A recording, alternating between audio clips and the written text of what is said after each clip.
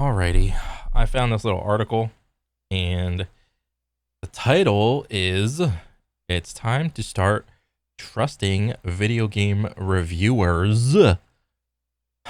Alright, so video game reviewers. Okay, let me see what this dude got to say about trying to trust video game reviewers.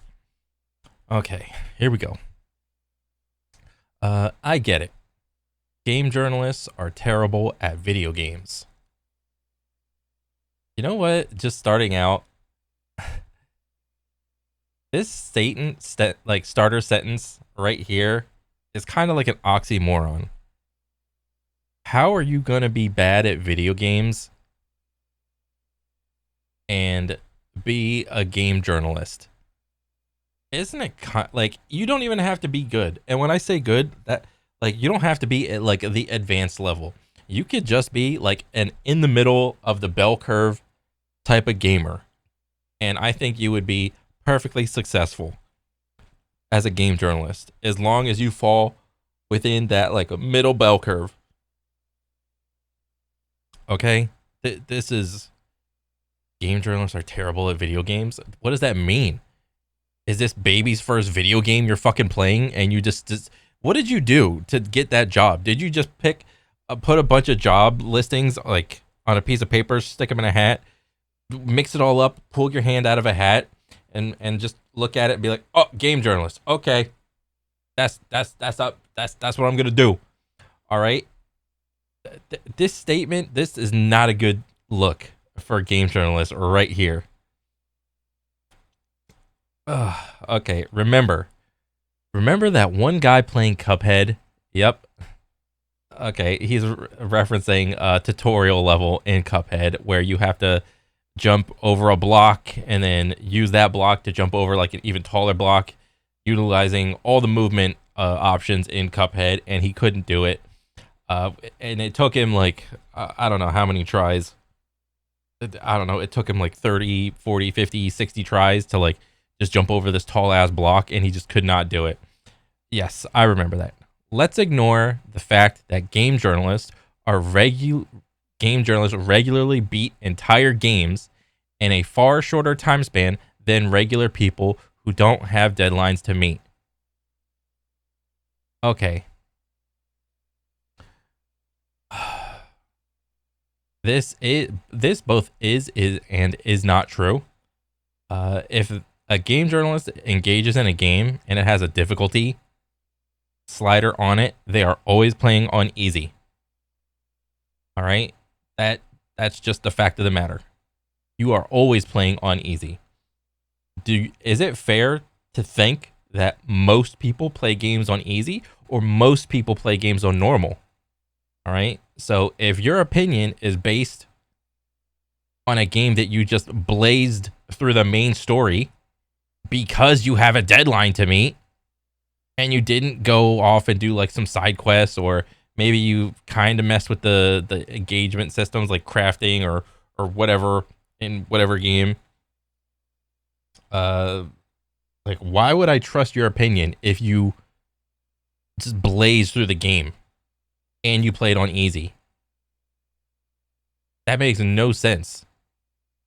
Turn a blind eye to the fact that they don't have a single guide to help them beat a difficult boss or access an area with some abstruse entry method like drinking poison that kills you at any other time. Okay, this is like a one-of example. Bro, most people play games without a guide, okay? Most people play games without a guide. This is not a unique thing to game journalists. I'm not accepting the sentence. Forget about the fact that they beat them before the patches arrive to make the game easier. Bro, just because you beat a game insanely quickly on easy doesn't mean that you are the authority to review the game.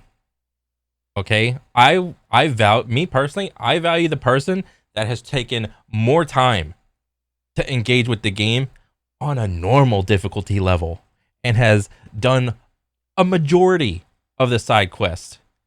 Finish the game. All right? If there's multiple playthroughs of the game, do the multiple playthroughs and then give your review. That's the opinion that me personally, that I would trust. Okay? Not the guy that just blazed through it and is like, boom, I'm done. Okay, next game. I gotta meet a deadline. All right? This is ridiculous.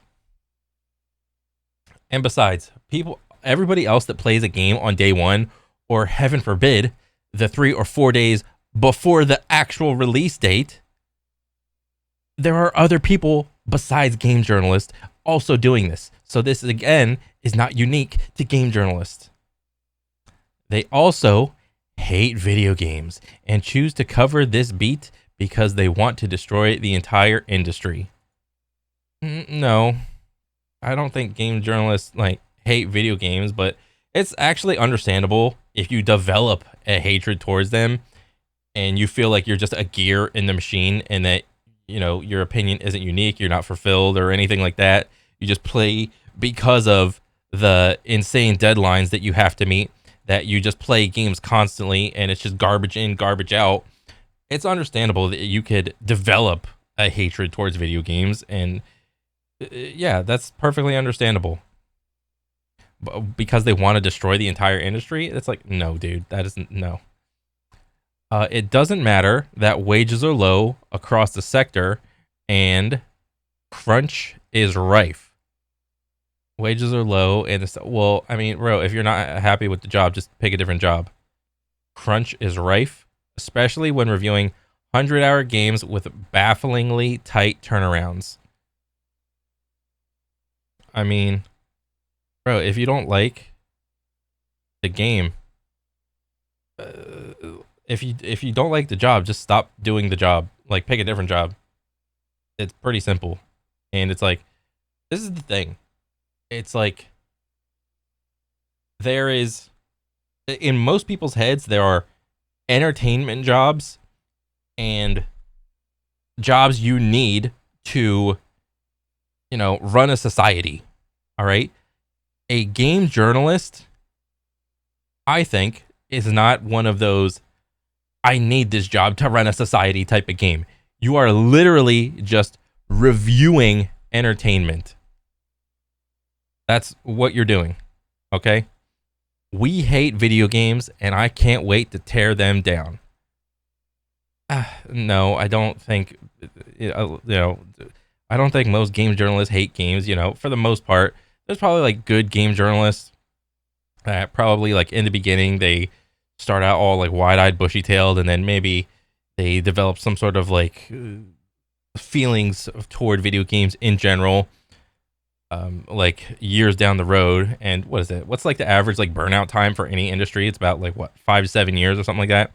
It's not like game journalists are immune to this. It's perfectly, normal to develop a burnout toward a certain industry if, you weren't in it all the way to begin with. So, yeah.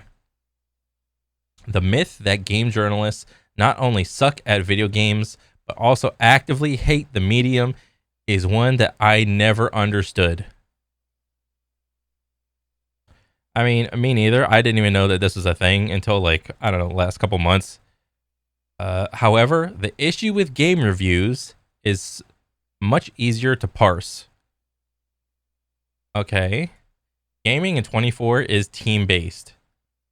It depends on the game, but I mean, I guess you're Team Xbox or Team PlayStation.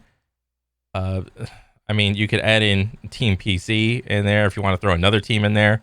Team Fortnite or Team COD, Team Stellar Blade or Team Censorship, Team Developer or Team Journalist. That's how many gamers see it, at least. I mean, no. I mean, I don't. So, my opinion is, I mean, I don't care about the fucking teams. I do it in jest if I choose a team around my other friends, because a lot of my other friends, have consoles and there will be either Team Xbox or Team PlayStation, or I like this developer, not that developer, or I'm Team COD or Team Fortnite, like you said. But that's like when I talk to them, it's like they don't really care to be like a part of the team. Yes, there are like outliers for like Xbox fanboys or PlayStation fanboys or I like this developer but not that developer. There, yes, those people do exist, but I would say that's not the norm. That's how many gamers see it, at least. No, not really. I mean, if you make a good game, I'm for I'm for team good game. How about that for a team? Team good game or team bad game? How about let's make those some new teams? There's a major problem with games marketing that fuels this feudal misery. Yes, hype trailers for games years away from release whip fans into a fervor. Yep. And the excitement heightens to a level where any criticism of the game is seen as a personal slight. So, most gamers are just a 3 minute trailer away from being turned to like just, hating a game to loving a game. And that's just, it is what it is, you know? It's been like that forever. Most gamers will quickly change their opinion the moment a new trailer comes out. The excitement heightens to a level. Yeah, this is comes along with like the hype of a game, where any criticism of the game is seen as a personal slight.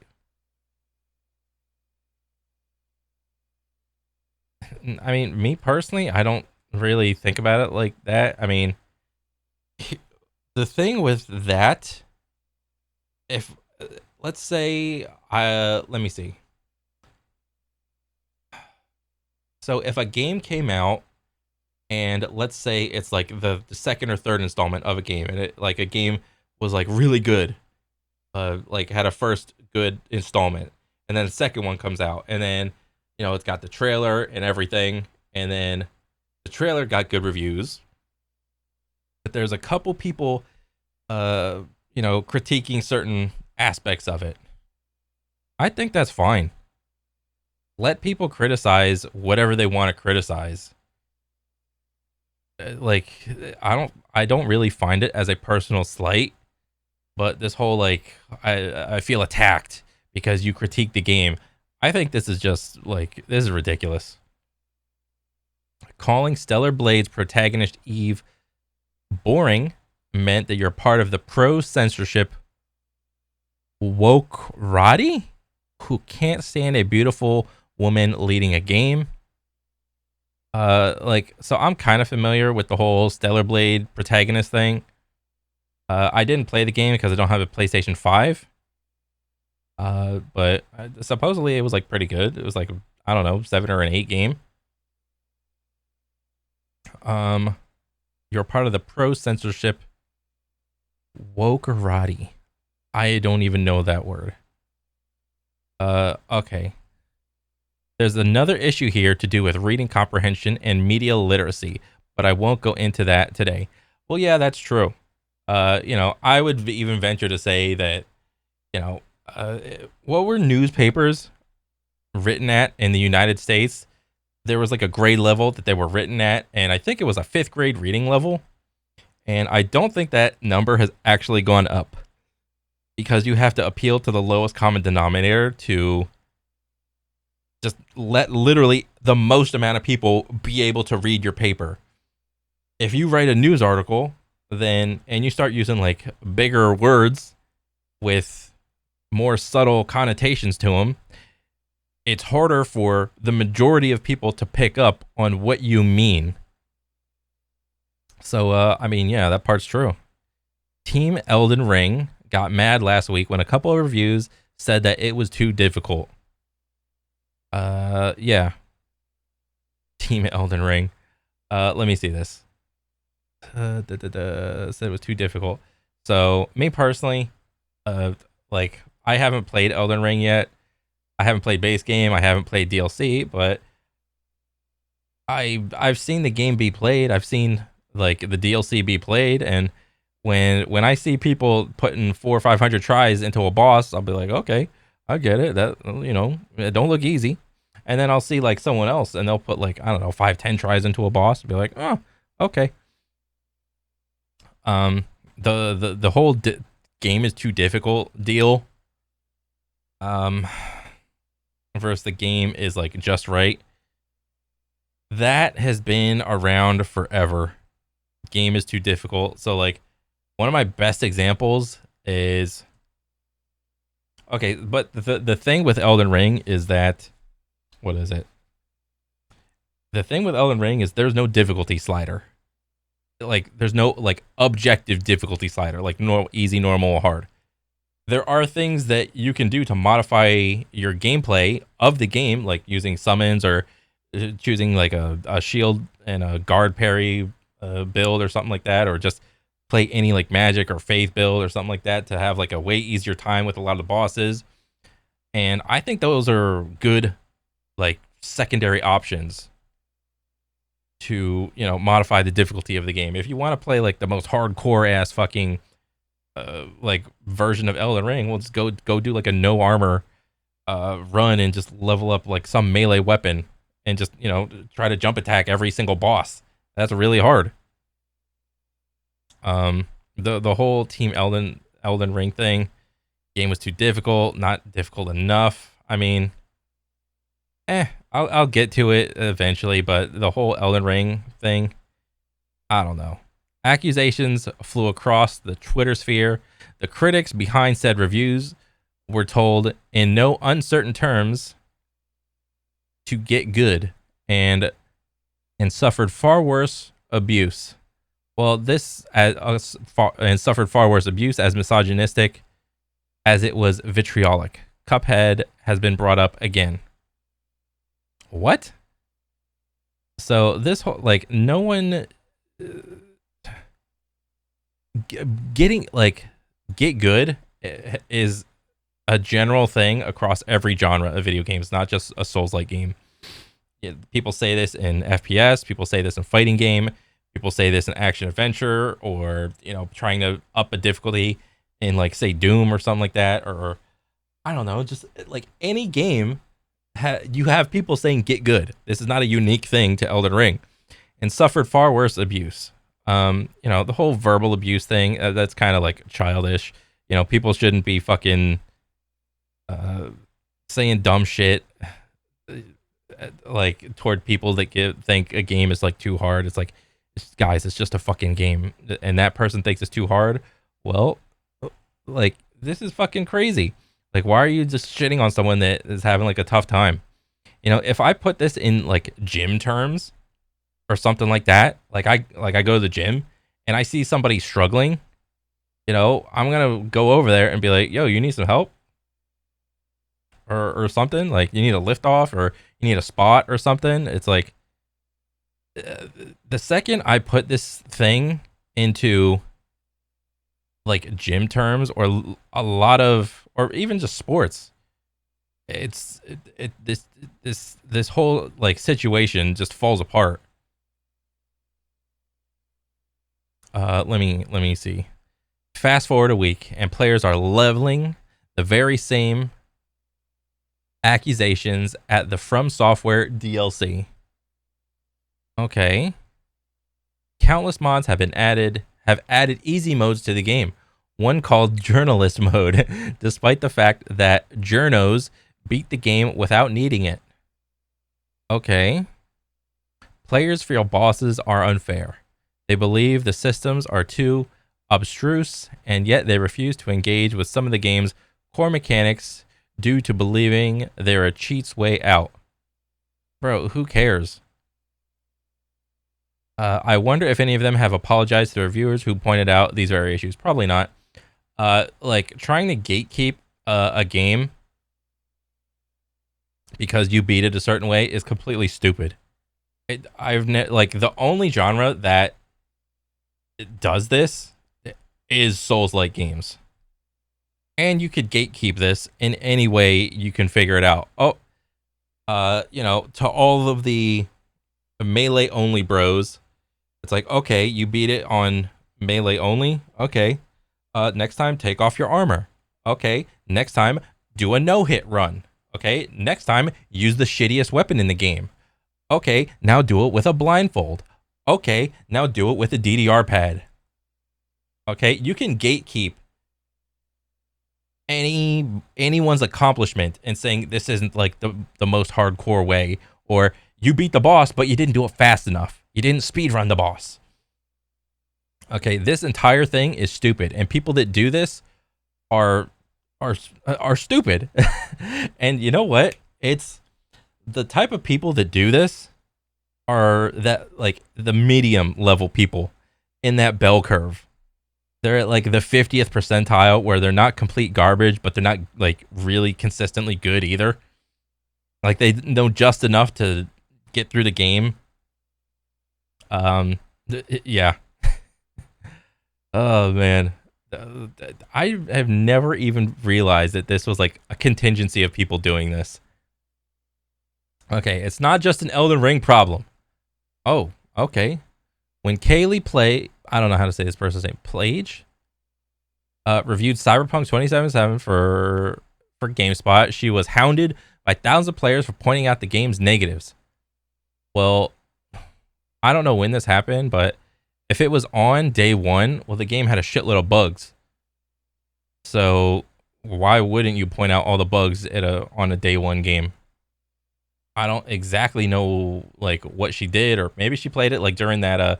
Did she play during the DLC update with Idris Elba or something? And that made the game good. And what, gamers still chose to like harass her because she wasn't playing the game the way they played it? Bro, who cares? Like, they shouldn't be fucking harassing people because the person is not playing the game their way. That's so stupid. She didn't like the edgy aesthetics that played no meaningful part in the gameplay. Well, that's a huge part of the Cyberpunk, world, is being edgy. It is. That's like saying, I don't like the fantasy world of Lord of the Rings. I don't like hobbits. I don't like wizards. I don't like magic. I don't like dragons. I don't like elves. I don't like dwarves. Well, if you don't like any of that, simply just don't play it. All right? That's like somebody you know what that's like? That's like somebody seeing a pile of mud, jumping into the pile of mud, wreathing around in it and saying, "Oh, look at all this mud. I hate this." Well, if you hate it, why did you jump into it? Okay, she was labeled as a prude. Okay, whatever. She pointed out offensive depictions of minorities. So she was called an SJW. She called out the technical issues, obvious even on PC. So she suffered a barrage of hatred. Okay, technical issues are pretty objective. So people harassing her over critiquing no. If somebody sees some objective shit wrong with a game, point that shit out and do not harass them. That's fucking stupid. All right. The offensive depiction of minorities. So she was called an SJW. Bro, that's the game. If you don't like the game, don't play the game. Plage was at the receiving end of a whirlwind of abuse from gamers excited for CD Projekt Red's new title, 8 years in the making. Well, receiving abuse is fucking stupid. I've already said that. No one should have to, go through that. Their excitement, as well as the marketing campaign, blinded them from seeing their criticism as exactly that. Fair. Yeah, I mean, that's pretty much what happened, I guess. I mean, when Cyberpunk came out on day one, I watched people play it. I did not want to play it. I did want to play it, but I did not want to buy a $70, $80 game or however much it was on day one. So I was like, oh, I'll just relax and just watch somebody else play it and wait a couple months, wait for it to go on sale, see if it has any like staying power, wait for a review to come out that, someone has like beat the game in its entirety and like give me their 2 cents on it and figure out whether or not it's worth it to get it. And bro, if you were to try to convince me to buy the damn game on day one, no, that is not happening. because up until that point, I think there are a lot of other games that were coming out on day one and they were just complete utter dog shit. There's bugs riddled in a lot of these other games, and for Project Red to try to come out on day one with a perfectly with a bug-free game was a huge ask. I didn't know her, but I imagine Plage was excited to play the game too. Okay, game journalists and critics like games. Yeah, that's the initial reason why they get into game journalists, I would imagine. And yet her 7 out of 10 review sparked days of collective outrage. Okay, if a game does some shit good, say what it did good. If a game has some bad shit to it, say what it's bad. Like this whole 7 out of 10 thing, like in general, is like kind of ridiculous because there's like multiple things a game can do and do well, but just for an overall score, it's kind of stupid. Video games take advantage of every like sense that a person can like engage with. It takes advantage, like you have to read, use your eyes for a lot of shit. You have to have some sort of coordination. You have to be a little tactile with it. What else? There's the sound component. You have to have good sounds in the game. There has to be good music in the game. You are, when you are trying to review a video game, you are trying to be you are trying to do so many things all in one. All right? You have to be a good reviewer of sound. You have to have a good ear. Is the music good? Is the sound good? Is that are like the regular sounds of like walking, shooting, and all this other shit? Does that sound good? Is it a good story? Tell me some examples of good stories, or what are some indicators of a good story? Some good characters indicate what makes a character good, what makes a character bad. Tell me what you think good gameplay is. All right.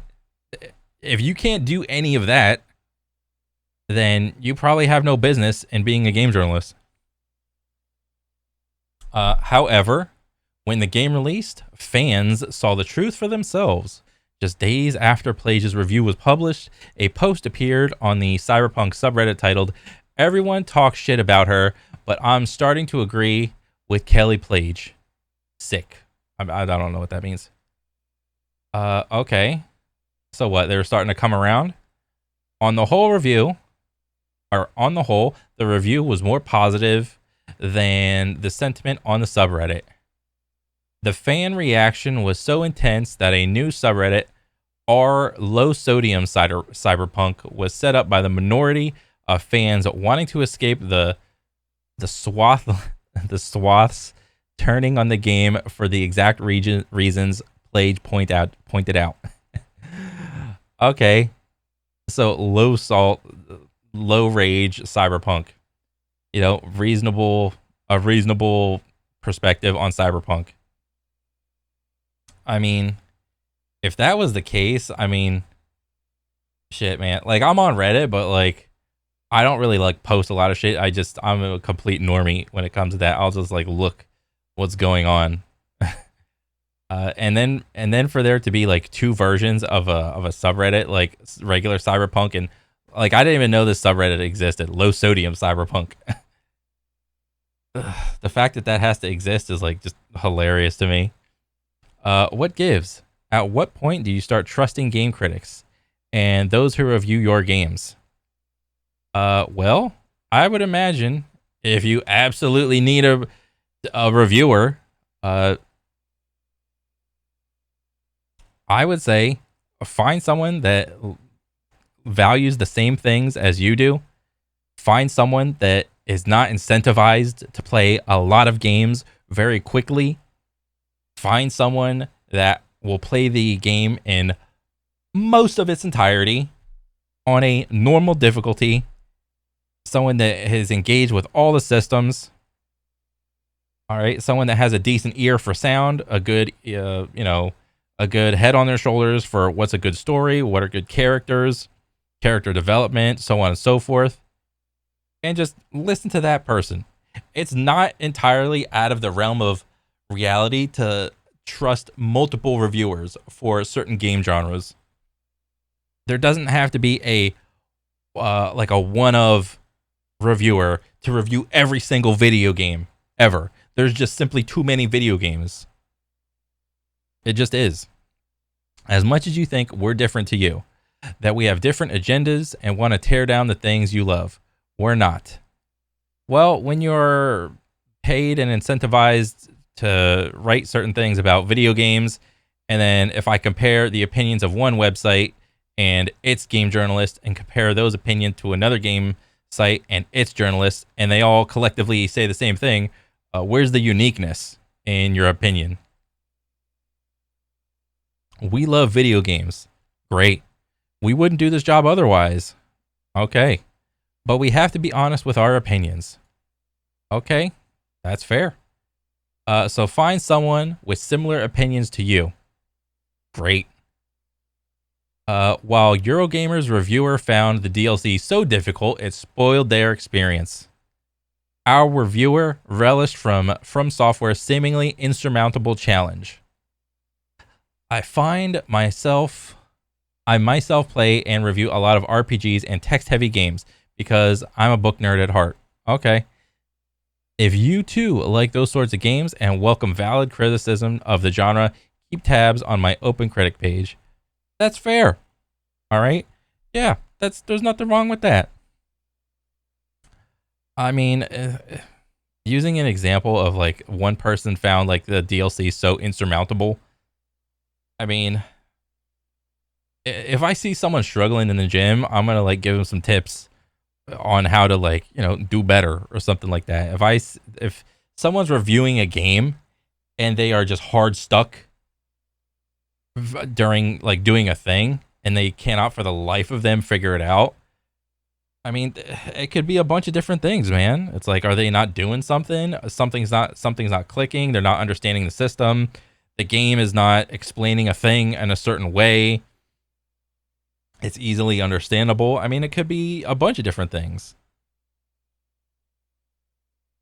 This is how to navigate the media landscape. Find someone your tastes align with or whose criticism you enjoy reading.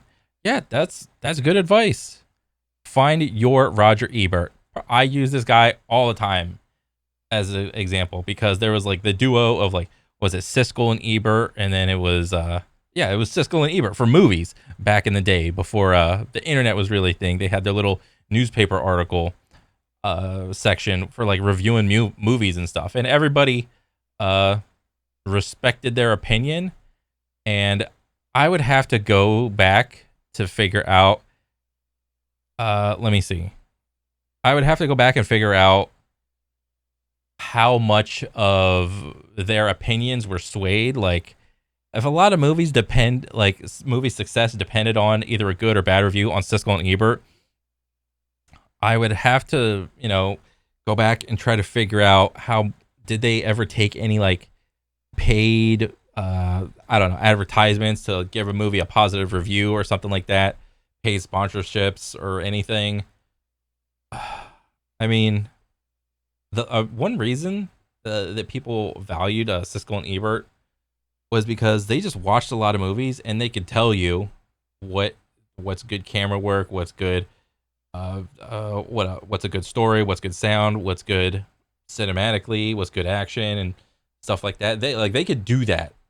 All right, probably not in the beginning, but by the time they develop a name for themselves, they were pretty like all encompassing on what they think a good movie is. Like, is the story good? Is the story bad? Was this campy? Was this like action packed? Or so on and so forth. You just have to put in the time first before you can make a name for yourself.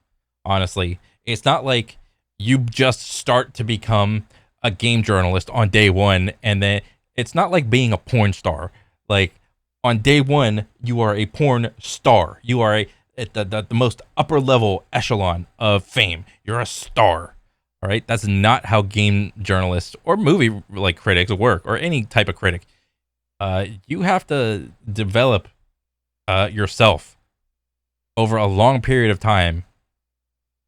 You have to like do something to like people to like pay attention to you. Don't just look at the biggest reviews on the biggest sites because you lack important context about the person behind the web page. Yeah, that's true. So one example of this is that if you're reviewing Elden Ring, there are two different types of reviews. Well, there's multiple, but like as an easy example, if you are reviewing Elden Ring DLC, there is the reviewer that has never played a Souls-like game before, and this is their first time. You know, maybe they played base game Elden Ring, and then they're jumping into the DLC. And then there's the other person that plays nothing but Souls-likes. And this is just a walk in the park for them, right? You're going to get two different reviews out of each of those people because the veteran player has a vast amount of knowledge and just a higher level of understanding for the core mechanics of the game versus the person that, maybe it's not their first rodeo, but they're still kind of new. They don't really know how to utilize everything. They did enough to like get through the base game, but it's like still kind of wishy-washy. You're gonna get two types of reviews. He's not wrong on that.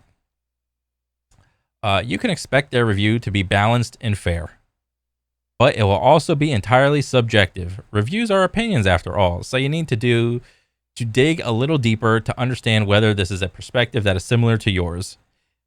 If your favorite reviewer writes for an independent zine, oh man, magazines. Bro, I don't even know how magazines are surviving. Like, I'll go through Publix and I'll walk down the aisles and then I will get to the magazine aisle and I'll be like, oh shit, magazines are still a thing? Damn. Go for it. That might be more valuable to you than an IGN or Gamer write-up. I mean, honestly, what I think most people do, most people either don't look at a review at all, just look at some gameplay, decide whether or not they're going to play the game, and then they just play the game. That's one type of person. The other type of person is going to be like, I'm just going to watch this influencer. This is my favorite influencer for this type of game. This is my favorite influencer for that type of game. I'm just going to pay attention to what he says over there, pay attention to what that person says over there, and then I'll just go off of what they say. All right? People will just go to their favorite influencer if a new game drops. All right? There was a time when video game journalists, reviewers, whatever, critics were valuable. And for me, this happened when I was younger. And, was it EB Games was still a thing. They just made that deal with like Game Informer, and you signed up with EB Games, you get that little card, and then you get like the subscribe to Game Informer little subscription. And every time that magazine came around every month, I was super excited. I read the shit out of that magazine. I would go to like the last pages first, and I would read all the little articles and all the games that got good and bad reviews. I was like, man, this is really cool. All right. But this was back in a time for me when I wasn't as plugged into the internet as much.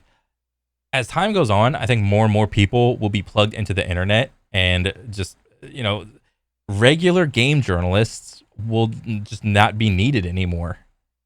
People are going to go to their like favorite like streamer person or whatever and just go off of their opinion. I mean, that's just what I think is going to happen. Whether or not, I mean, it's a whole other thing. But no games journalist is out to get you. The vast majority try to be fair in their criticism and unbiased when it comes to inconsequential arguments like console preferences.